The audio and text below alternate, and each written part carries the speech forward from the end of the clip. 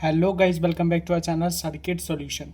तो गाइस आज हम देखने वाले हैं हमारा जो जीना डायोड हैगा उसकी जो फीडबैक सेक्शन है उसके थ्रू हम कैसे बना सकते हैं। और गाइस दूसरा क्या है कि हम देखने वाले हैं कि हमारे जो कई सारे ऐसे SMPSs होते हैं या फिर हमारे जो चार्जर्स होते हैं, मोबाइल के चार्जर हो गए या फिर किसी भी चीज़ की सप्लाई होती है, उसके अंदर फीडबैक सेक्शन जो आएगा, अगर हम TL431 का यूज़ ना करें तो क्या हम फीडबैक सेक्शन नहीं बना सकते हैं? नहीं, ऐसा नहीं होता गाइस।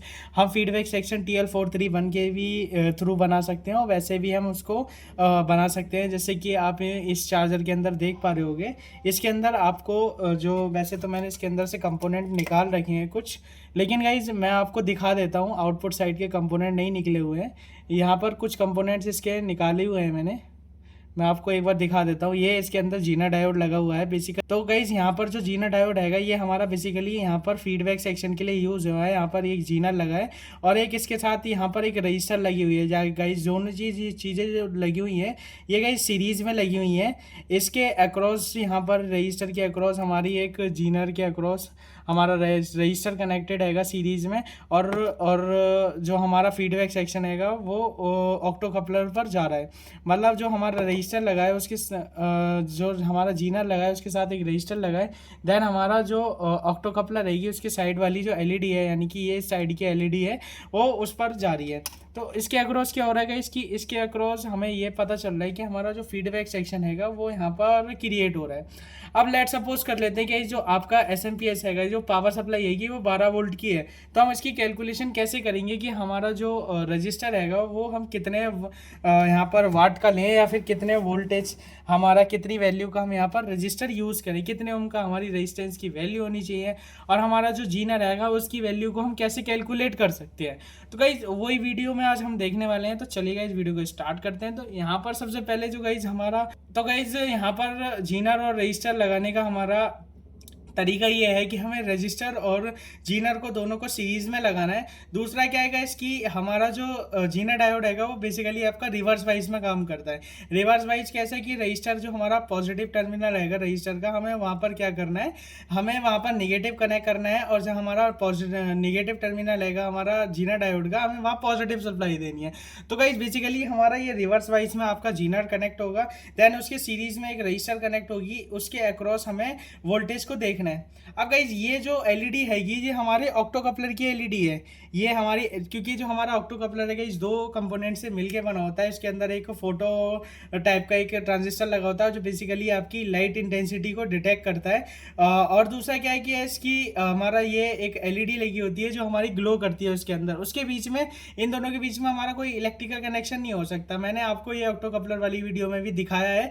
और दूसरा क्या है इसकी, इस LED को जलाने के लिए हमें कितने वोल्ट चाहिए वो आप ऑक्टो कपलर की डाटा शीट से भी, या फिर आप ऑक्टो कपलर की जो हमारी डाटा शीट आ गई या फिर हमारे स्पेसिफिकेशन, जो किसी भी ऑक्टो कपलर को एक बार उठाइए और उसकी स्पेसिफिकेशन पढ़ लीजिए, तो उसमें आपको उसके वोल्टेज देन उसके करंट के बारे में आपको पता चल जाएगा। तो गाइस जो बेसिकली आपके ऑक्टो कपलर का वोल्टेज रहता है वो हमारा 1.2 वोल्ट यहाँ पर रहता है। और दूसरा क्या है उसके जिसका करंट रहता है वो हमारा 20 मिली एम्प्स का हमारा करंट वोल्टेज, उसका करंट का ड्रॉप रहता है। दूसरा हमारा जो हमारा वोल्टेज हैगा, हमें यानी कि इस LED को जलाने के लिए मैक्सिमम 1.2 वोल्ट यहाँ पर चाहिए। और हमें करंट कितना चाहिए, यहाँ पर हमें करंट चाहिए 20 मिली एम्प्स का। अब गाइज हम ये इसकी कैलकुलेशन कैसे करेंगे कि हमारा जो रजिस्टर रहेगा और हमारा जो जीना डायोड रहेगा वो हमारी कितनी वैल्यू का होना चाहिए।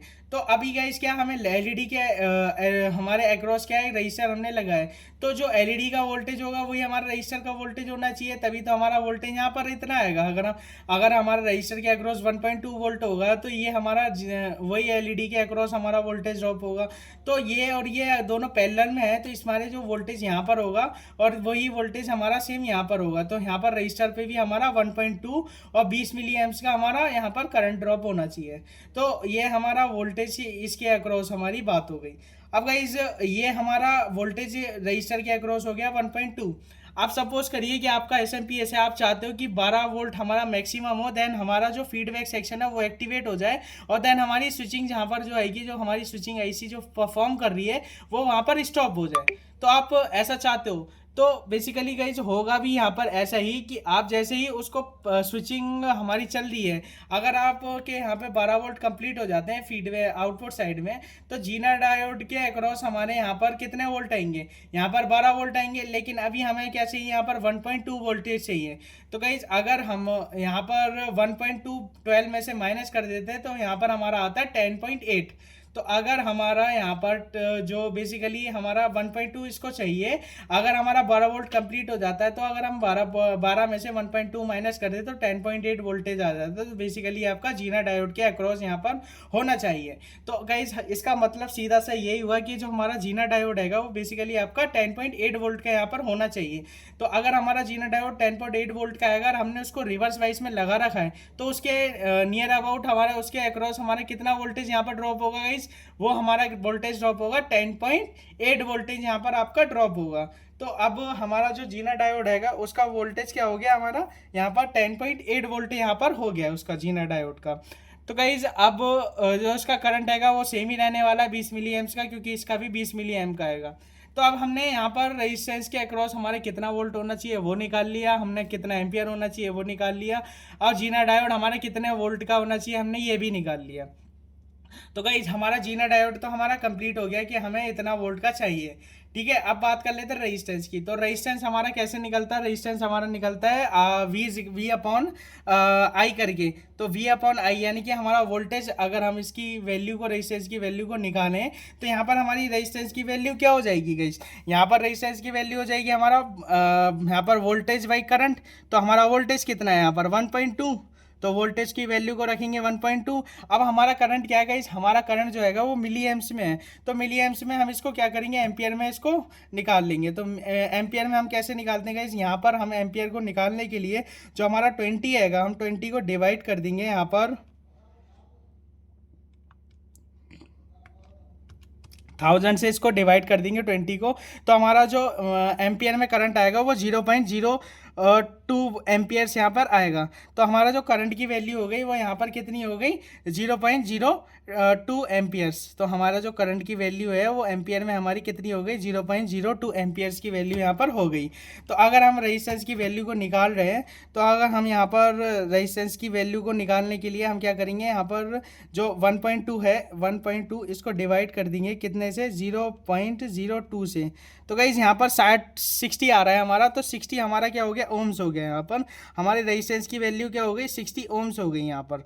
तो 60 ओम का अगर हम यहाँ पर रेजिस्टेंस लगा दें तो हमारा यहाँ पर क्या हो जाएगा, 10.8 का हमारा वोल्टेज ड्रॉप होगा। देन हमारा जो वोल्टेज ड्रॉप होगा 10.8 का होगा, और हमारा जो फीडबैक सेक्शन है यहाँ पर 1.2 हो जाएगा। देन हमारी जो एलईडी आएगी फीडबैक सेक्शन के लिए ये हमारी ग्लो करने लगेगी। और एलईडी के ग्लो करते ही गाइस होगा क्या कि आईसी जो है हमारी, आईसी को एक सिग्नल जाएगा फीडबैक सेक्शन से कि हमारी जो स्विचिंग है स्टॉप कर दीजिए, आउटपुट साइड में क्या है हमारे 12 वोल्ट कंप्लीट हो चुके हैं। अब गाइज ये तो हो गया बात हमारा कि इसकी हमने ओम्स रेजिस्टेंस की वैल्यू तो निकाल ली, लेकिन हमें गाइज वाटेज भी तो निकालनी है ना कि हमारे कितने वाट का हमारा रेजिस्टेंस लगेगा। तो उसको निकालने के लिए क्या करते हैं गाइज, यहाँ P = I, V × I होता है, पावर का फॉर्मूला हमारा क्या होता है, V × I। तो अगर हम रेजिस्टेंस की वाट निकालना है तो इसके अक्रॉस हमारा 1.2 है, देन मल्टीप्लाई हम इसको किससे करेंगे, 0.02 से इसको मल्टीप्लाई कर देंगे। तो हमारी जो वैल्यू है वो देखते हैं कितनी आती है। तो 1.2 मल्टीप्लाई बाई 0.02, तो अगर हमने इसको करा तो 0.004 हो गया यहाँ पर। तो नियर अबाउट हमारा ये क्या हो गया, 0.024 हो गया।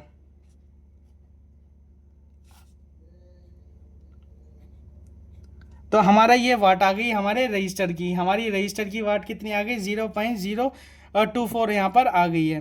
तो गाइज अभी इतनी वाट का तो हमारे स्टैंडर्ड रजिस्टर नहीं मिलते, लेकिन गाइज यहाँ पर अगर हम जो हमारे वैल्यू आई है अगर हम उससे डबल का लगाते हैं तो हमारे लिए बेस्ट रहता है। तो हम यहाँ पर क्वार्टर वाट में 1/4 वाट में हम यहाँ पर यूज़ कर सकते हैं। तो गाइज ये हमारा रेजिस्टेंस की वाटेज का कैलकुलेशन हो गया। अब गाइज बात कर लेते हैं हमारा जीना डायोड की वाटेज का। तो इसके लिए भी वही P × I।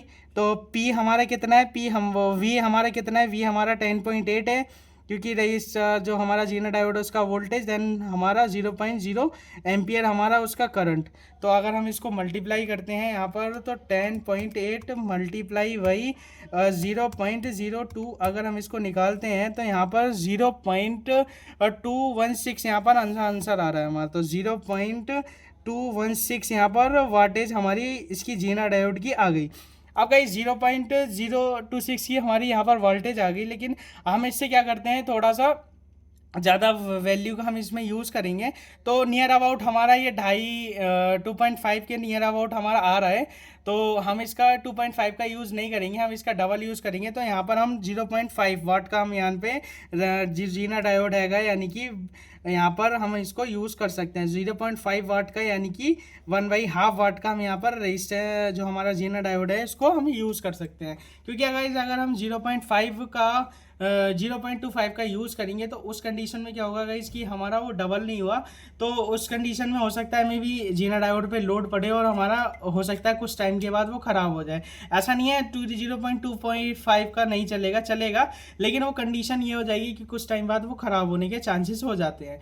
तो गाइस उसके लिए हम यहाँ पे क्या करेंगे 1/2 यानी कि हाफ वाट का नियर अबाउट यहाँ पर जीना डायोड यूज़ करेंगे। तो गाइस ये बेसिक सी कैलकुलेशन थी जिसके अक्रॉस हमने देखा कि हम कैसे इस टाइप के जो सर्किट्स होते हैं हमारे जो बेसिकली आपके मोबाइल चार्जर्स के अंदर होते हैं या फिर हमारे जो भी एसएमपीएस की सप्लाई होती है वो हमारे उस टाइप में अगर फीडबैक सेक्शन अगर हम करके बनाना चाहते हैं या फिर हम सस्ता सा जुगाड़ चाहते हैं कि हम फीडबैक सेक्शन किसी भी सर्किट का जो हमारी सप्लाई हैगी उसका हम बना लें, तो हम इस तरीके से उसको डिज़ाइन कर सकते हैं। तो गाइज ये एक सिंपल सा मेथड है, इसके अंदर हमने देखा कि हम कैसे उसको सर्किट को बना सकते हैं। तो गाइज चलिए मिलते हैं नेक्स्ट में, तब तक के लिए टेक केयर, गुड बाय।